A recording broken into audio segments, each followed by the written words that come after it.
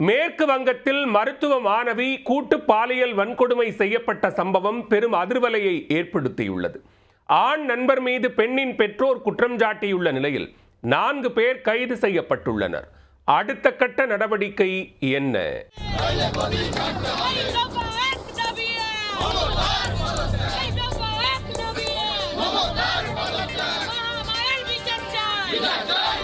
பாலியல் வன்கொடுமைக்கு ஆளான மருத்துவ மாணவி ஆபத்தான நிலையில் சிகிச்சை பெற்று வரும் நிலையில் உரிய நீதி கேட்டு மாணவர்கள் போராட்டத்தில் குதித்ததால் அசாதாரண சூழல் நிலவியுள்ளது.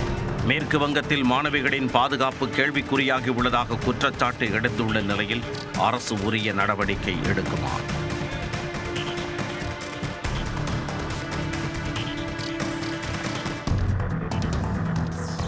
மேற்கு வங்க மாநிலம் பசிம் பர்தமான் மாவட்டத்தின் துர்காப்பூரில் தனியார் மருத்துவக் கல்லூரி ஒன்று அமைந்துள்ளது. இந்த கல்லூரியில் ஒடிசாவைச் சேர்ந்த 23 வயதான மாணவி 2ஆம் ஆண்டு மருத்துவம் படித்து வருகிறார்.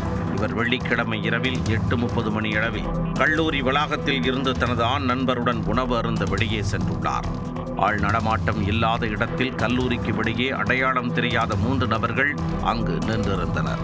அவர்கள் திடீரென மாணவியின் அருகே வந்து அவரின் ஆண் நண்பரை தாக்கி விரட்டிவிட்டனர். பின்னர் தனியாக சிக்கிய மாணவியை வலுக்கட்டாயமாக அருகில் உள்ள காட்டுப்பகுதிக்கு இழுத்துச் சென்றுள்ளனர். அங்கு அவரை மிரட்டி கூட்டு பாலியல் வன்கொடுமை செய்ததாக கூறப்படுகிறது.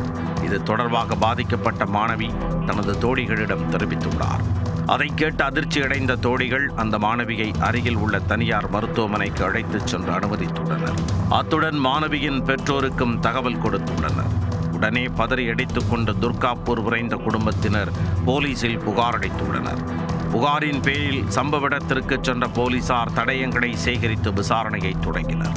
கல்லூரி வளாகத்தில் உள்ள CCTV கேமரா காட்சிகளையும் ஆய்வு செய்து விசாரணையை தீவிரப்படுத்தியுள்ளனர். இதனிடையே சம்பவத்தின் போது மாணவியிடம் இருந்து செல்போன் மற்றும் 5000 ரூபாயை மர்ம நபர்கள் பறித்ததாக அவரின் பெற்றோர் கூறியுள்ளனர். குறிப்பாக மாணவியுடன் சென்ற ஆண் நண்பர் மீது சந்தேகம் எழுப்பியுள்ளனர். அவர்தான் மாணவியை தவறாக வழிநடத்தி ஆளில்லாத இடத்திற்கு அழைத்துச் சென்றதாகவும் குற்றம் சாட்டியுள்ளனர். எனவே இச்சம்பவத்தில் அவருக்கும் தொடர்பு இருக்குமோ என அச்சம் தெரிவித்துள்ளனர். இதன் அடிப்படையில் மாணவியுடன் சென்ற ஆண் நண்பரையும் போலீசார் தங்களது விசாரணை வளையத்திற்குள் கொண்டு வந்தனர்.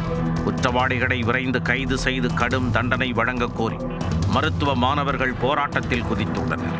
மாணவர்கள் மட்டுமின்றி எதிர்க்கட்சியினர் மற்றும் மாதர் சங்கத்தினரும் போராட்டத்தில் ஈடுபட்டதால் துர்காப்பூரில் அசாதாரண சூழல் நிலவியுள்ளது.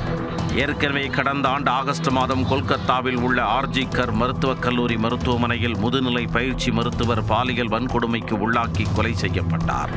இந்த சம்பவத்தை கண்டித்து நாடு முழுவதும் போராட்டம் வெடித்தது. இது தொடர்பான வழக்கில் சஞ்சய் ராய் என்பவர் கைது செய்யப்பட்டு அவருக்கு ஆயுள் தண்டனை விதிக்கப்பட்டுள்ளது. கடந்த ஜூலை மாதம் கொல்கத்தா சட்டக்கல்லூரி வளாகத்தில் மாணவி ஒருவர் கூட்டு பாலியல் வன்கொடுமை செய்யப்பட்டது அதிர்ச்சியை ஏற்படுத்தியது. இது தொடர்பாக முன்னாள் மாணவர், கல்லூரி செக்யூரிட்டி உட்பட 4 பேர் கைது செய்யப்பட்டனர். தற்போது துர்காப்பூரில் உள்ள தனியார் மருத்துவக் கல்லூரிக்கு வெளியே 2ஆம் ஆண்டு மருத்துவ மாணவி 3 பேர் கொண்ட கும்பலால் கூட்டு பாலியல் வன்கொடுமை செய்யப்பட்ட சம்பவம் மேற்கு வங்கத்தில் அதிர்வலையை ஏற்படுத்தியுள்ளது.